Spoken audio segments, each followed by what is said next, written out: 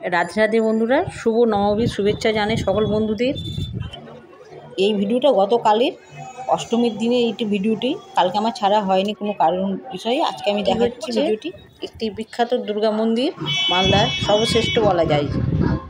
এই মন্দিরে এখন হচ্ছে সন্ধি পুজো। সন্ধি পুজোর জন্য এই যে প্রথমে দেখালাম যে প্রথমে মায়ের ঢোকার জন্য রাস্তা করা হয়েছে, সেটি সাদা কাপড় পেতে নানান রকম ফুল দিয়ে রাস্তা তৈরি করা হয়েছে।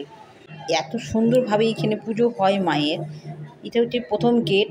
আমি ভেতরটা দেখাচ্ছি, কতটা দেখাতে পারবো সেটা বলতে পারি। প্রচণ্ড ভিড় এই মন্দিরে, মানে ঢোকা মানে বিশাল একটা ব্যাপার। এইভাবে লম্বাভাবে মানে মন্দিরটা অনেকটাই লম্বা। লাল পাড় শাড়ি দিয়ে পুরো রাস্তাটা করা হয়েছে মন্দিরের, মা যেন প্রবেশ করেন। কাপড়ের উপর দিয়ে ফুলের উপরে মাঝে মাঝে দেওয়া আছে দুধ আলতা, তার মধ্যে দেওয়া আছে অনেকগুলো ফুল, পদ্ম ফুল, জবা ফুল দেওয়া আছে। আর দুই সাইডে মানে মোমবাতি দিয়ে প্রদীপ দিয়ে সুন্দরভাবে সাজানো। আর দেখতেই পাচ্ছেন প্রচুর লোক, আর দেখতে পাচ্ছেন মানে ধুঁয়োতে মায়ের মুখ তো এখন দেখা যাবেই না, সব শেষে মায়ের মুখ দর্শন করা যায়।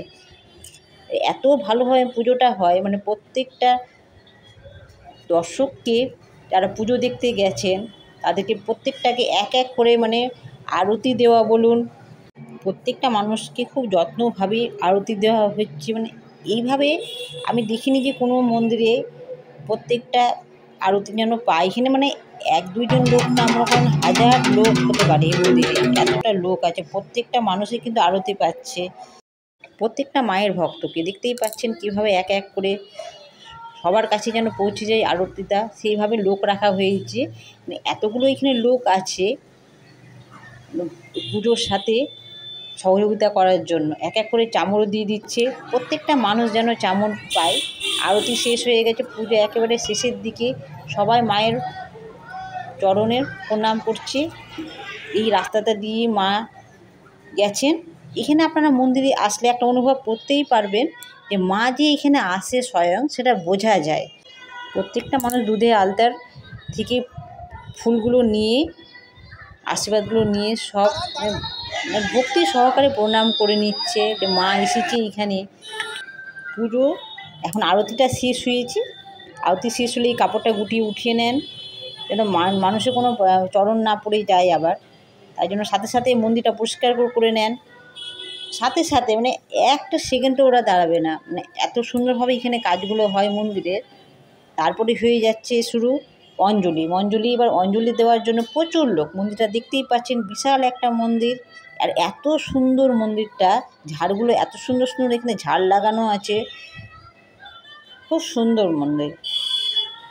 এখানে একবার যদি আসেন মন ভরে, মানে মন চাইবে না যে আপনি বাড়ি যান, এতটাই সুন্দর।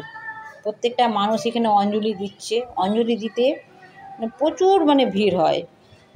অষ্টমীর অঞ্জলি দেওয়ার জন্য মেয়েদের লাইন একটা হয়, সেই রাস্তার অনেক দূর থেকে লাইন এক এক করে সব লাইন দিয়ে অঞ্জলি দিতে হয়। ছেলেদের লাইন আলাদা। মানে অঞ্জলি দিতে আসলে, অষ্টমীর অঞ্জলি দিতে আসলে আপনার মনে করেন 2-3 ঘন্টা লাগবে লাইনে দাঁড়িয়ে থেকে, তারপর অঞ্জলি দিতে পারবেন।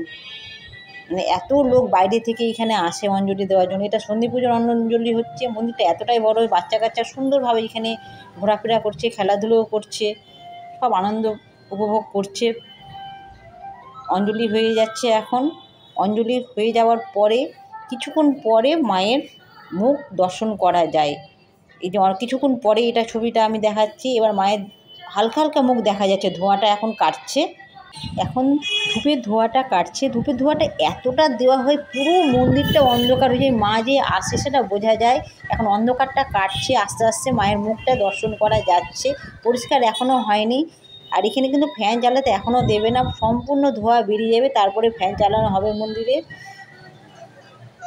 মালদা আসলে অবশ্যই দুর্গাবাড়ি মোড়ে এসে দুর্গা মন্দিরটা অবশ্যই আপনারা এসে দর্শন করেই যাবেন। বিশেষ করে দুর্গাপুজোর সময় যদি আসেন তো এতটাই ভালো লাগে। মালদায় এসে যদি দুর্গায় না দেখেন তো কিছুই দেখেননি।